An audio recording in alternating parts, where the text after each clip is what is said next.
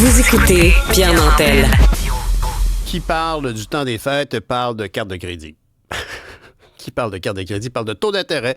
Et on parle donc d'économie. Fait que quand on arrive à cette période de l'année, c'est bon de s'assurer qu'on a vraiment bien évalué ce qu'on a dans notre compte en banque. Sinon, ça va cogner au mois de février quand le compte va arriver par la poste. C'est pour ça que je suis content qu'on ait la chance de parler avec un gars comme Fabien Major, qui est planificateur et chroniqueur financier. Est-ce que Fabien est avec nous? Fabien est sur le bord de se brancher. Puis je sais qu'il va vouloir nous parler certainement de la bourse américaine parce que la bourse a planté et on sait que Donald Trump s'attribue toutes les belles choses qui peuvent arriver dans le monde.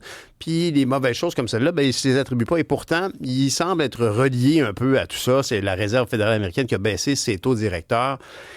Les taux directeurs, on parle de ça des fois. C'est comme, par exemple, je me souviens, quand j'étais plus jeune, dans les journaux, les actions à la bourse, c'était comme les pages qu'on sautait. Puis encore aujourd'hui, quand on arrive aux nouvelles, on écoute le bulletin de nouvelles, je connais pas grand monde, moi, qui font comme « Ah, le Dow Jones, le Standard & Poor's a augmenté de temps. » Mais ça a des incidences énormes, entre autres, sur les taux d'intérêt. Puis les taux d'intérêt, ça a une incidence énorme sur la nôtre parce que quand tu arrives au mois de février puis que la carte de crédit va être à 2000 $ puis qu'on ne saura pas quoi faire, tu as intérêt à payer tout de suite parce que tu te retrouves avec un taux d'intérêt pas de 2,75 ou 3,75. Il ne faut pas demander à Fabien Major. C'est combien un taux d'intérêt moyen sur une carte de crédit, Fabien? C'est dans les 20 mon cher. C'est assez élevé, merci. Et si je ne me trompe pas, si tu ne payes pas ton compte intégralement, le taux s'applique à la date d'achat de chaque chose. Ça se peut-tu? Exactement. Alors, il faut payer rubis sur l'ongle. Et c'est le début, je pense, d'une spirale infernale quand on commence à sauter des paiements. Puis là, le taux d'intérêt est vraiment très important. Mais c'est un mystère de l'humanité. Je me demande comment ça se fait que les taux directeurs sont si faibles et il y a un tel décalage avec les cartes de crédit. Je me demande comment c'est permis, finalement. Absolument. Il y a des pays où c'est plafonné, d'ailleurs. Mais ça se passe pas aux États-Unis. Tu voulais me parler, donc, de la Réserve fédérale américaine qui a baissé ses taux directeurs, puis ça n'affecte pas les cartes de crédit. Non, vraiment pas. Mais ce taux-là, donc, il a baissé. Qu'est-ce qui est ironique, là, c'est qu'on baisse les taux d'intérêt. En soi, c'est une bonne nouvelle, mais les marchés culbutent jusqu'à 4 %, dépendamment des indices. Là, c'est sûr que le Nasdaq, celui avec les sociétés technologiques, où il y en a vraiment quand même un fort pourcentage, plus de 40 %, ben lui, dégringolade, moins 771 hier. Alors, c'est le ton. C'est souvent les annonces comme ça de taux, faut surveiller le langage, faut surveiller les petites lignes et les virgules, les silences de Jerome Powell sont analysés. Et hier, on a conclu qu'en 2025, donc, on allait appuyer un peu sur le frein. C'est-à-dire que il y aura pas autant de baisses de taux d'intérêt qu'escompté. On aura peut-être 2 baisses de taux. Mais ce changement de discours, alors qu'on attendait 4 baisses de taux pour 2025, laisse présager qu'on craint que l'inflation reparte à la hausse. Okay. On en a parlé déjà que les politiques de tarifs douaniers de Donald Trump peuvent entraîner de l'inflation sur le territoire américain. Ben, le marché, c'est exactement ce qu'il dit. J'ai l'impression que ça va jeter une douche froide dans les conversations de corridor, les discussions avec les principaux conseillers de Donald Trump, parce qu'on en a parlé aussi. Son baromètre préféré, c'est la bourse. Et si la bourse baisse en attente de politique, l'application de politique de Donald Trump, évidemment, pour lui, c'est un mauvais sondage. Et puis, l'inauguration n'a même pas eu lieu encore. Le président, il sera nommé officiellement. Il est nommé, mais il sera officialisé dans ses fonctions que le 20 janvier. Et déjà, les marchés s'attendent un peu au pire. Donc, la lune de miel depuis début novembre entre Trump et les marchés financiers, on dirait que ça s'estompe. Et d'ailleurs, je me souviens pas où j'ai entendu ça, mais il paraît que dans son fameux livre qu'il avait publié, The Art of the Deal, je pense que c'est avant qu'il fasse la télé, si je me trompe pas, puis donc avant qu'il soit politicien, évidemment, il évoquait déjà que les tarifs, là, il fallait protéger l'Amérique puis imposer des gros tarifs sur les importations, ce qui est en soi une mécanique très simple. Là, je veux dire, n'importe qui se dit « ça serait mieux qu'on soit autosuffisant ». On l'a bien vu quand on cherchait des masques sur les tarmacs d'aéroports en Chine. Je veux dire, le fait de dépendre d'importation, c'est problématique. Puis le fait aussi d'aller toujours au moins cher, ça fait qu'on envoie les emplois ailleurs. Mais cette approche-là n'est pas d'hier. Et là, aujourd'hui, ça y pète au visage parce qu'il y a beaucoup de gens, comme tu dis, qui évoquent que c'est hausser ces tarifs-là, ça va avoir un impact sur le prix des choses aux États-Unis, sur des produits qu'on pense américains, mais qui sont remplis de produits canadiens. C'est sûr, mais ce sont des Américains qui ont décidé de faire des cravates, des boutons de manchette, même à l'effigie de Trump en Chine.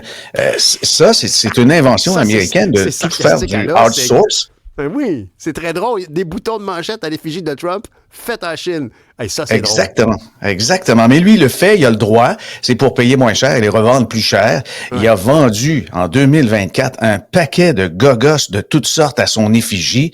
La grande quantité de ces objets-là n'était pas faite aux États-Unis.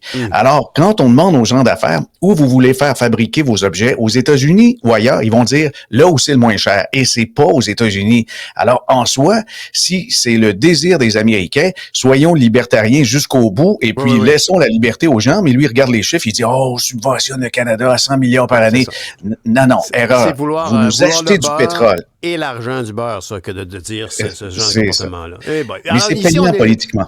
Ben oui, je comprends. Ben oui, puis cette courte vue, là, ben c'est ça qu'on paye actuellement à Ottawa. Tu voulais aussi me parler justement de la banque Toronto Dominion là, qui règle le recours collectif de 70 millions. Oui, exactement. Et puis, ce recours collectif, lorsqu'on lit ça, on voit les gros chiffres, on se dit, oh, qu'est-ce qui se passe? Mon argent, est-ce qu'il s'entend en danger avec la Banque Toronto Dominion? Absolument pas. C'est que il y a une division de la banque qui administre des placements, des fonds communs de placement que plusieurs d'entre nous ont dans les REER, dans les CELI. Alors, les fonds communs de placement, il y en a comme 2-3 catégories. Il y a une catégorie avec des commissions de suivi. Et ce qu'on a reproché à la banque et à bien d'autres institutions, c'est de verser à des firmes de courtage à escompte, celles où ce sont les investisseurs qui sont autonomes et qui choisissent eux-mêmes leur placement. Quelqu'un choisissait, par exemple, un fonds TD et il y avait un versement de commission à la firme de courtage à escompte, alors que ça, c'est réservé à ceux qui donnent des conseils. Comme la firme de courtage à escompte ne donne pas de conseils, c'est l'individu qui choisit ses placements. Il y avait comme des paiements en dessous qui se faisaient et l'investisseur n'était pas vraiment au courant, mais il payait des frais de conseil alors que lui n'en a pas besoin ou n'en veut pas. Bien sûr. Mais, ouais, et si je parle de ça, Pierre, c'est que ça ouvre une certaine porte, je pense, à une réforme à la grandeur du Canada quant aux commissions de suivi dans les fonds de placement intégrés.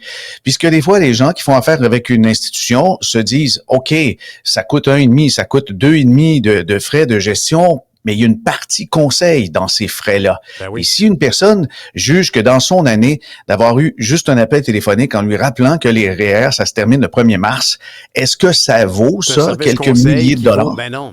Mais c'est drôle parce que les choses ont tellement évolué. Moi, quand j'étais petit, j'avais un compte à la Caisse populaire, puis on me disait, si tu prenais un dépôt, un certificat de dépôt garanti, un CPG, là, c'était fantastique. Puis après ça, à un moment donné, on m'a offert d'aller à la bourse. Je me souviens, j'ai moi-même acheté, on m'a donné, il y a quelqu'un qui m'a dit, telle compagnie, j'ai acheté des actions, puis ça a été payant. Fait que j'étais content.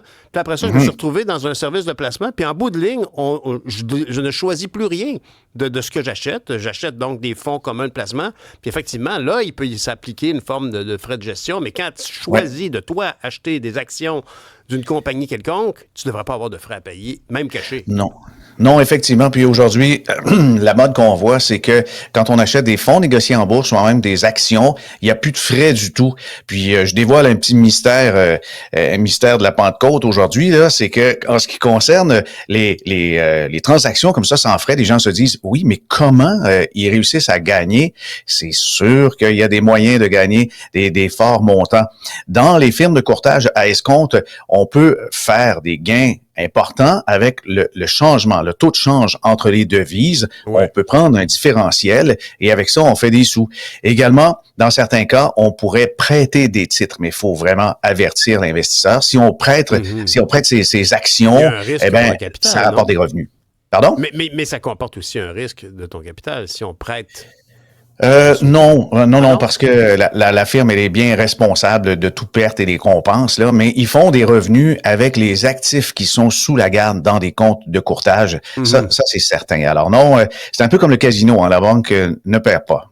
Mais moi, je dois dire en tout cas que en tant que... Moi, je suis pas une personne qui a beaucoup d'épargne, mais je dois dire que de plus en plus, combien de fois j'ai reçu, je ne sais pas si c'est encore le cas, mais je peux dire qu'il y a 10 ans, là, je recevais régulièrement des catalogues, ça d'épais, des procès-verbaux d'assemblée d'actionnaires, tout ça. Puis je ne savais même pas de quoi ça retournait.